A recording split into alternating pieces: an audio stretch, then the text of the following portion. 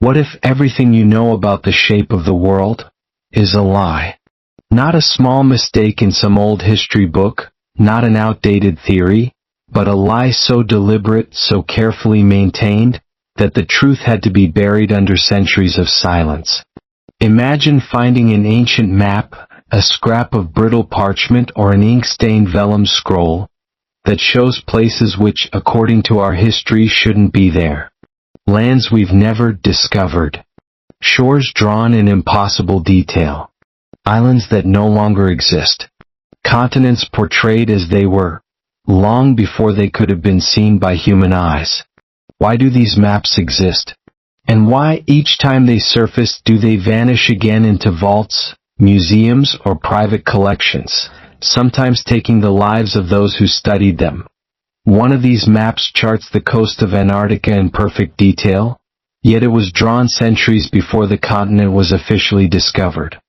Even stranger, it shows Antarctica without ice, a vision of the land's bare mountains and valleys, exactly as modern satellite surveys reveal it today. Who could have known this? Ancient sailors with impossible navigation skills? Survivors of a lost civilization? Or perhaps something else entirely? The man who first brought this map to light died suddenly in his sleep, the original disappearing into the archives of a foreign government. No one ever saw it again. Was it taken, or returned to whoever owned it all along? Another shows an island in the middle of the Atlantic, an island recorded by multiple cultures, seen by sailors across centuries, yet missing from every modern chart. They called it High Brazil, the Isle of the Blessed, a place shrouded in fog, visible only once every 7 years. Ships claimed to have anchored there. Men swore they walked its shores. And yet, it's gone, vanished into the sea, or perhaps into a different kind of shadow. Why, then, does it keep reappearing on maps from unrelated civilizations who could never have spoken to one another?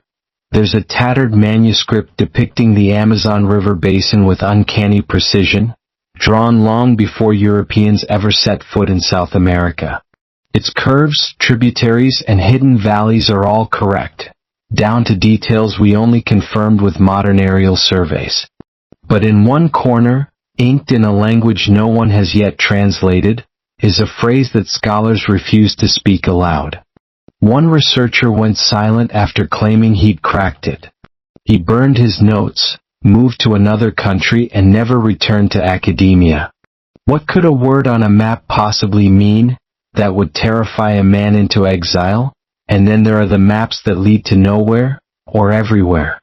Maps that, when followed, take you to mountains that no longer exist, or lead you to coasts that don't match reality until you account for ancient sea levels. Could they be remnants from a time when our planet's surface looked completely different, a time that humanity is not supposed to remember? If that's true, then who drew them, and for whom? Over the next 8 chapters, we will journey into the forbidden corners of cartography, through maps that defy science, disrupt history, and challenge everything we think we know about the past. Each one is a whisper from a different age, a puzzle that refuses to be solved, and a warning that perhaps we are not the first, and we will not be the last. By the end, you'll understand why these maps shouldn't exist. But the real question is, once you know, can you ever look at the world the same way again? How could a 500-year-old map chart the coastlines of South America and Antarctica with an accuracy that rivals satellite imaging, long before satellites even existed? In 1513, Ottoman Admiral Piri Reis compiled a map from fragments of ancient charts he claimed were older than any known civilization. But where did these fragments come from, and how could they depict Antarctica without ice, when by our understanding, it has been frozen for millions of years? The map was rediscovered in 1929, hidden under stacks of forgotten manuscripts in Istanbul's Topkapi Palace. At first glance, it seemed like an incredible artifact of early exploration. But as experts examined it, they realized something unsettling. This wasn't a record of discovery, it was a record of memory. It portrayed coastlines with uncanny precision, even though still buried under thousands of feet of glacial ice. Scientists suggested that the only way this could be possible is if someone had mapped these regions before the last ice age, which would mean the map is preserving knowledge over 6,000 years older than it should be. Even stranger, some parts of the Piri-Reis map don't match our current continents at all. They hint at islands and land masses that shouldn't exist. Some scholars claim these are errors. Others whisper about the possibility of sunken continents or lost civilizations erased from history. And Piri-Reis himself? He insisted his sources came from maps salvaged from the Library of Alexandria, copied and recopied over thousands of years. But Alexandria was destroyed, its contents supposedly lost forever. So how did he get them? Then there's the mystery of the missing sections. The surviving map we have is only a fragment of the original. Entire areas are torn away as if someone deliberately removed them. What could have been on those sections? Routes to lands we've never seen, or proof of something that would change history? We'll never know, or perhaps someone does know, and they've made sure the rest of us never will. In the end, the Piri-Reis map stands as a challenge. It dares us to question what we think we know about human history. Was it the product of ancient mariners whose civilizations have been forgotten? Or is it a surviving piece of a much older, much more advanced world? One that understood the planet far better than we do now. If this is only the first map in our journey, what darker, stranger truths might the next reveal? What if the first map of North America wasn't drawn by Columbus or any European explorer you learned about in school, but by someone who reached the continent centuries earlier? The Vinland map, unveiled to the world in 1965, seems to suggest exactly that. It depicts the familiar outlines of Europe, Africa, and Asia, but also a strange, lonely mass of land to the west, labeled Vinland. Vinland was the name used in Norse sagas to describe a fertile land discovered by Leif Erikson and his crew around the year 1000 AD, nearly 500 years before Columbus ever set sail. The existence of the map would confirm that the Norse voyages weren't just folklore. They were known and recorded in Europe long before the Age of Discovery. But here's the unsettling part. The style of the map, the ink, and the parchment all seem to date from the 15th century, placing it right in the middle of an era when such knowledge should have been impossible, unless someone was deliberately preserving it. When Yale University announced the map's existence, it was celebrated as one of the most important historical finds of the century. But the joy was short-lived. Almost immediately, experts began to question its authenticity. The ink contains traces of a modern chemical, titanium dioxide, that supposedly wasn't used in inks before the 1920s. Was the Vinland map a hoax? If so, who had the skill and knowledge to create such a convincing forgery, and why would they? But the mystery doesn't end there. In the early 2000s, new studies showed that while the titanium dioxide might point to a forgery, the parchment itself is undeniably medieval. That means if it is fake, someone destroyed a priceless medieval document just to create it. But if it's real, it means the world's history books have been wrong for centuries, and the truth was hidden in plain sight. That there's also the question no one seems to answer. If this map really came from the 15th century, where did its creator get such accurate knowledge of Vinland's location? Could there have been trade routes, secret voyages, or even lost records passed quietly between monastic scribes and royal courts? Records that spoke of lands across the ocean and the riches they might hold?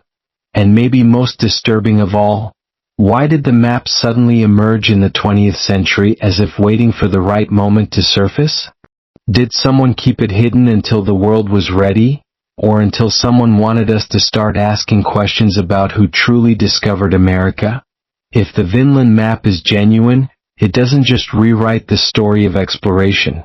it hints that our entire historical timeline may have been rewritten. And if that's the case, what other secrets might still be locked away, sealed in dusty archives where no one dares to look? If a single scrap of parchment could challenge 5 centuries of accepted history, imagine what the next map might do. What if a 500-year-old map showed Antarctica, not just its icy coast, but its landmass as if the ice had never been there? The Piri-Reis map, created in 1513 by the Ottoman admiral and cartographer Piri-Reis, does exactly that.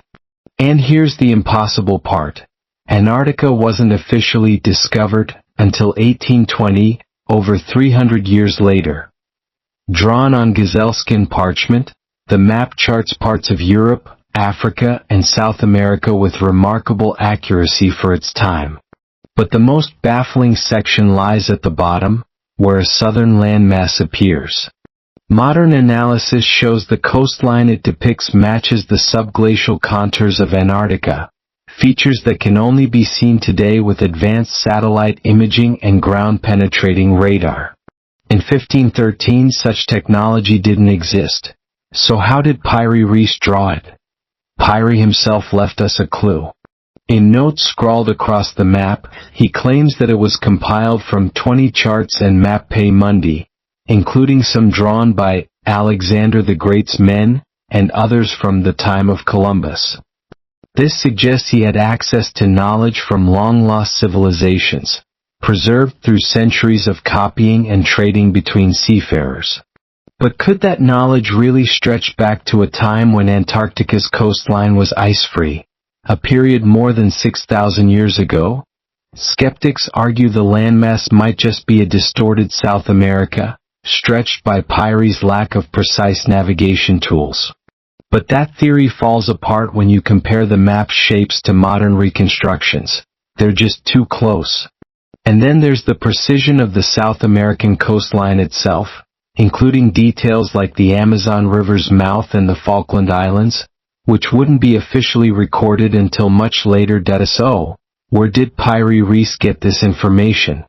Did he inherit ancient maritime charts passed down through Phoenicians, Greeks, or even an earlier, unknown civilization? Could there have been a global seafaring culture thousands of years ago, mapping the world before recorded history began?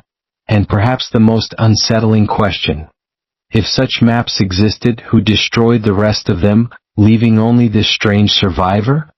Piri himself admitted he only copied a fraction of what he'd seen, and that much of the original source material had already been lost or hidden.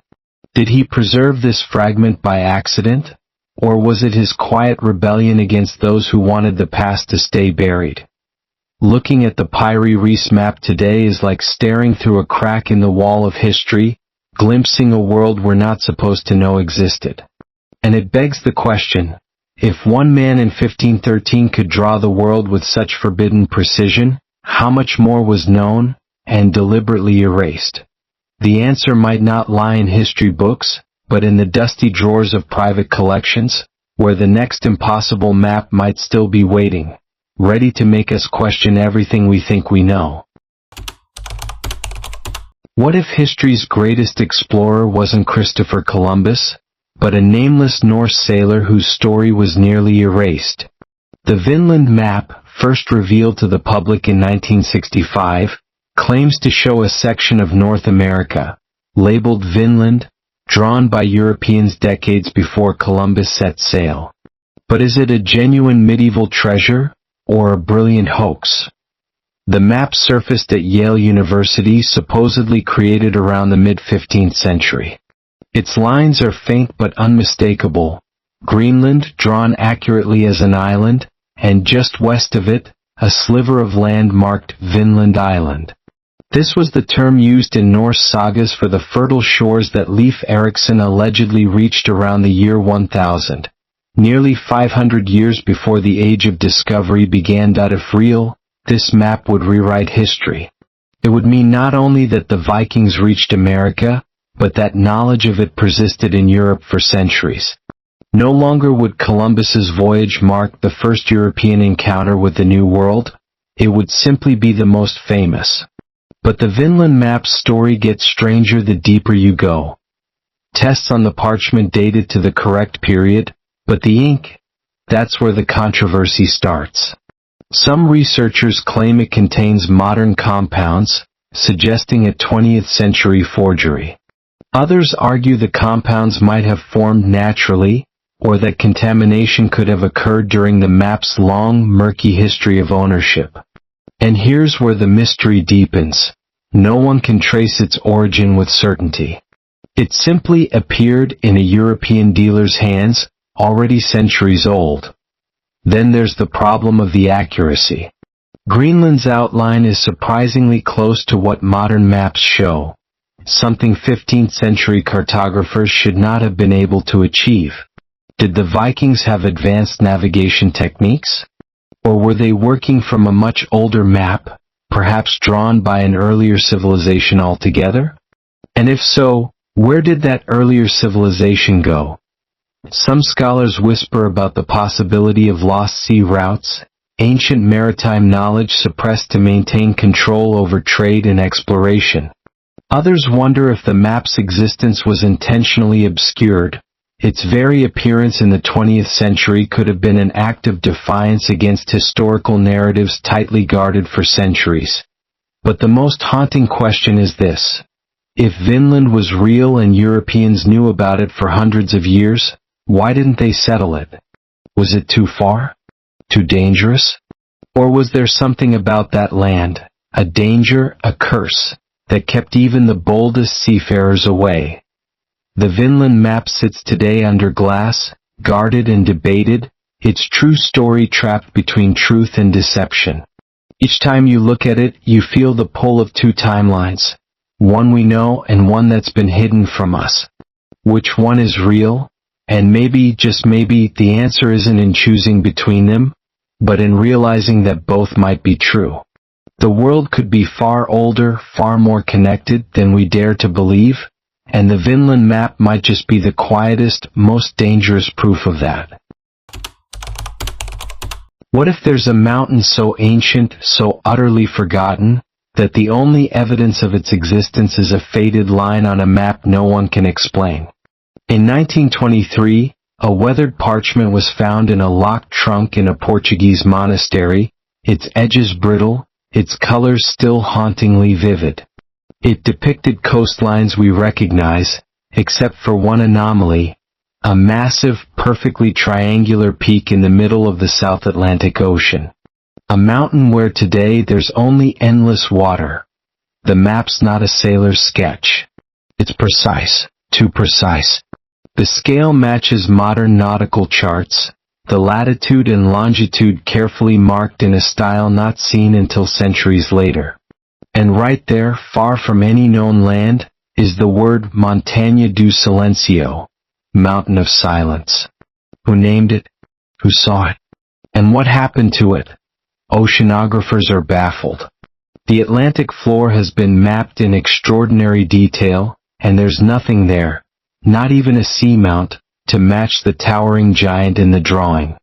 Unless, of course, it's no longer there. Some theorists believe this map depicts a landform swallowed by the sea, perhaps the peak of a lost island that sank in some violent, ancient catastrophe. Others suggest it was deliberately erased, not from the earth, but from history. Then there's the journal found with the map, written in a Portuguese dialect that mixes in unfamiliar words from what might be an extinct language. It speaks of a voyage to the black waters beyond the trade winds, where the crew found a pillar of stone rising from the sea, crowned in white, speaking in the voice of the earth. Speaking? Was it volcanic activity they mistook for a voice? Or was it something far stranger? One passage in particular has puzzled researchers for decades. On the seventh night, the mountain opened an eye. A poetic metaphor for some natural phenomenon? Or a clue to something we simply can't explain? The monks who preserved the map never recorded its origin. They hid it away in a chest marked with a single phrase, non tanher. Do not touch. If the mountain once existed, it raises a terrifying possibility. What else has vanished without a trace?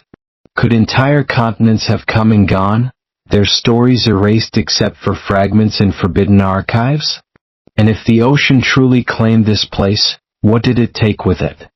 Artifacts? Civilizations? Something alive. No satellite has ever found the mountain of silence. But mariners still tell stories of strange readings on sonar in that part of the Atlantic, blips of enormous shapes rising hundreds of meters, only to vanish when approached. Some say it's the mountain moving. Others claim it's what the mountain was hiding. And here's the part that keeps even seasoned historians awake. The map contains a tiny dotted line leading from the Mountain of Silence toward the coast of West Africa. At its end is a symbol, an eye inside a triangle. What was the connection? And why does that same symbol appear on a completely different lost map? One we'll explore next. What if a map didn't just show the world as it was, but as it would be?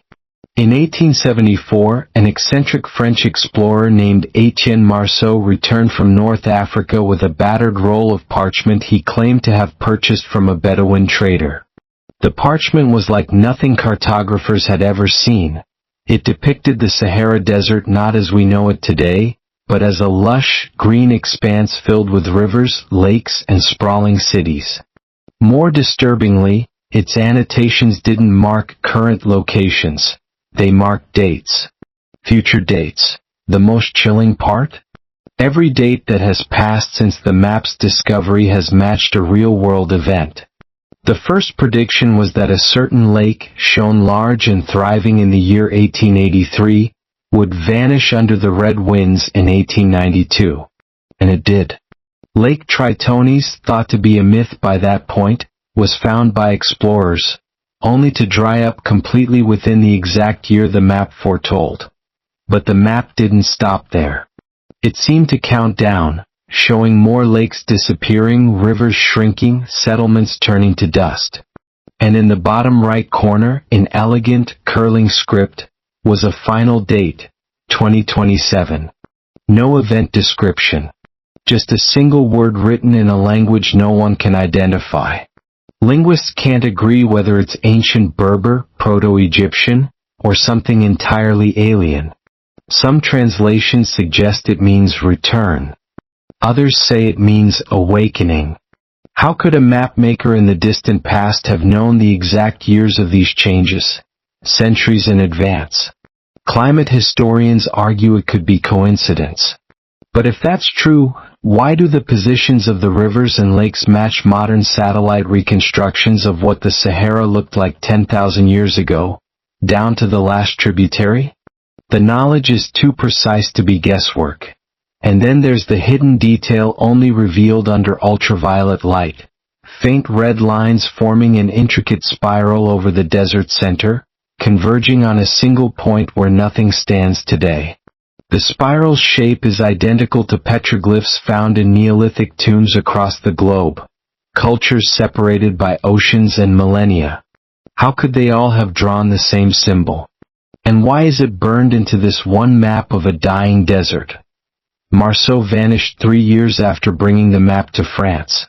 His diary, found in a Paris bookshop, contains one final unsettling note. The desert breathes. The spiral is not a place. It is a door.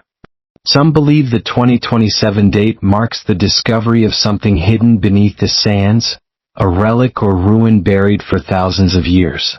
Others whisper it will be the reappearance of something the earth swallowed long ago.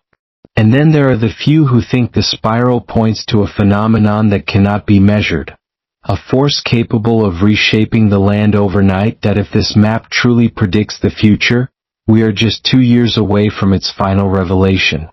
But whatever is meant to return, or awaken, in the heart of the Sahara, was it meant for us to find? Or is it something that was meant to stay buried forever? In the next map, the spiral symbol appears again, but not in a desert. This time it's somewhere far colder, and far more dangerous. What if the most desolate place on Earth wasn't as frozen as we think?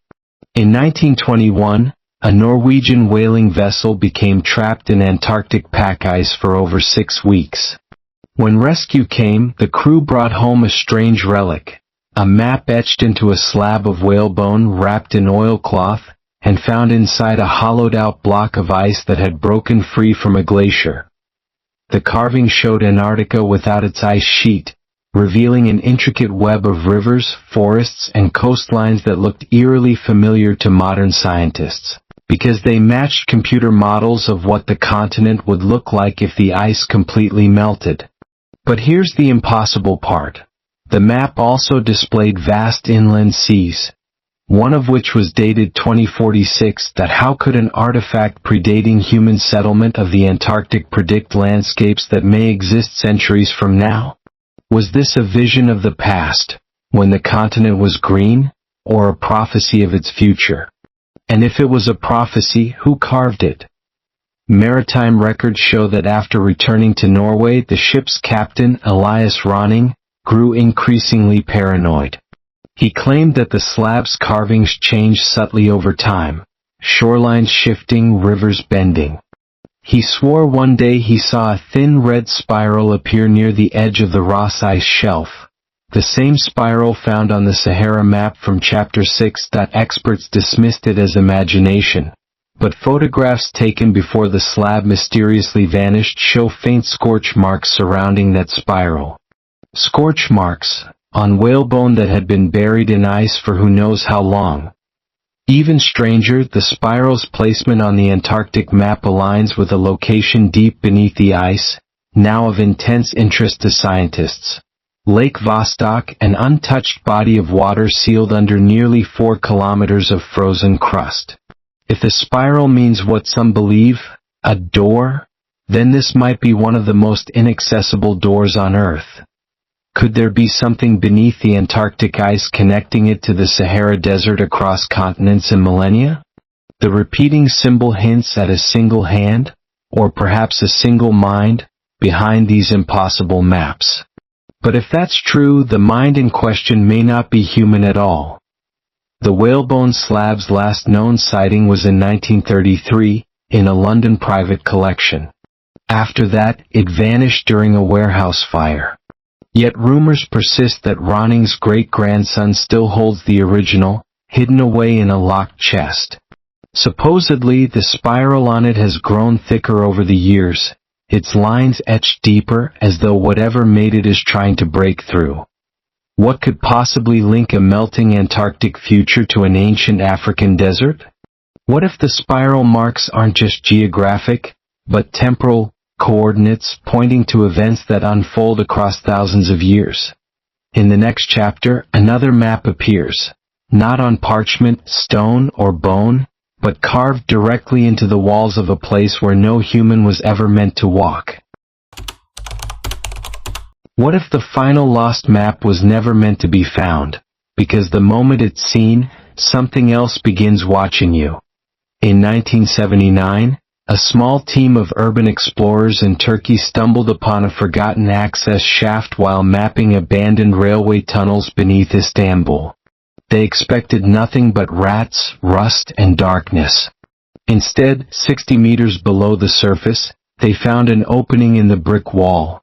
Perfectly circular, its edge scorched like the ring left by a candle flame. The tunnel beyond was different.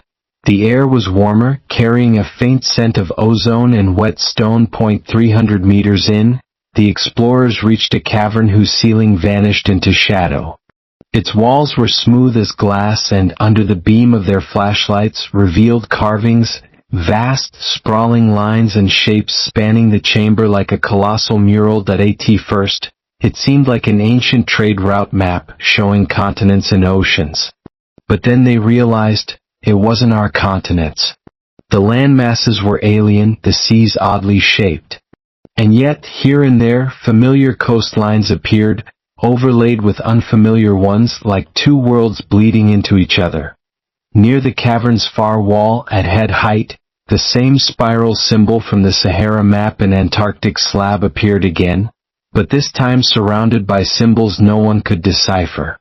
One explorer swore the spiral's grooves were still warm to the touch, as if freshly carved. Their photographs, later developed, came out blurred and distorted, as if the map resisted being recorded. But the worst was the sound. When the team reviewed the tape from their trip, buried beneath the hiss of static, they heard something faint. A voice, whispering in a language none recognized, repeating the same phrase at irregular intervals. The last 2 minutes of the tape were unexplainable, an ear-splitting shriek, followed by silence. 2 members of the group left Turkey soon after and refused to speak publicly about what they'd seen.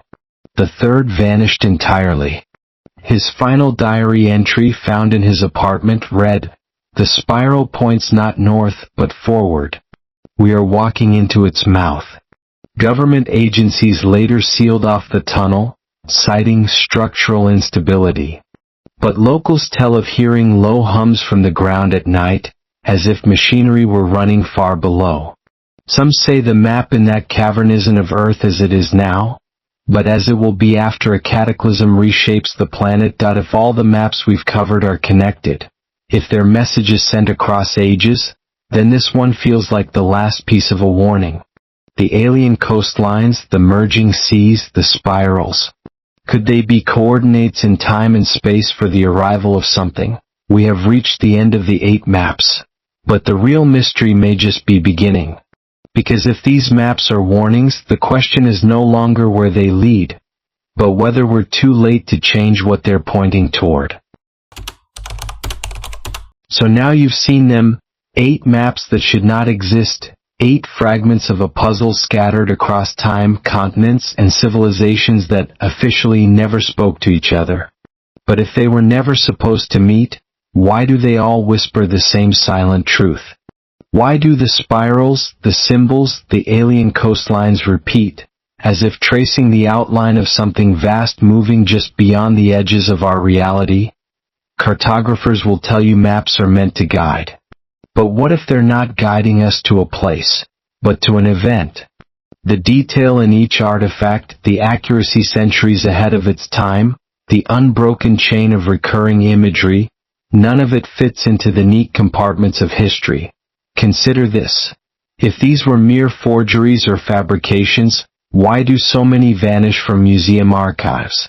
Why do so many researchers who handle them leave the field, their careers abruptly ending without explanation? And why do so many locals, those who live near the discovery sites, speak in hushed tones about shadows moving in the old places, and roads only the dead remember? The spiral symbol keeps returning. In the Sahara sands, on the Antarctic slab, in the walls of a tunnel where no light lives. It isn't a signature, it's a beacon. Some scholars believe it's a representation of time itself, an endless loop tightening toward a point. Others claim it's a coordinate system not for latitude and longitude, but for something else. Something that might move when the spiral is complete. The maps don't care if we believe. They existed before us, and they may exist long after our cities sink beneath seas that haven't yet reached our shores. Maybe they're the last desperate warnings of civilizations erased from history. Or maybe they're instructions that you've heard the stories. You've followed the routes. Now the question is, do you want to know what's at the end of the spiral? Because once you start walking toward it, you may never walk away, and perhaps you already have.